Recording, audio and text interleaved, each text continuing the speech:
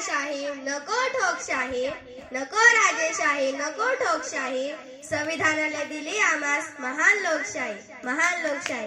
आदरणीय मुख्याध्यापक, शिक्षक वर्ग तसेच या कार्यक्रमाचे अध्यक्ष आदर्श रामटेके, तसेच या कार्यक्रमाचे प्रमुख पाहुणे उमाशी रामटेके आणि सम्यक रामटेके आणि तसेच माझ्या मित्रमैत्रिणींनो, प्रथम सर्वांना संविधान दिनाच्या खूप खूप शुभेच्छा.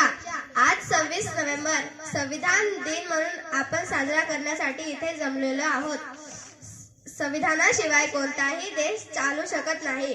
संविधान लिहिण्यासाठी 2 वर्ष 11 महिने 18 दिवस इतके कालावधी लागले.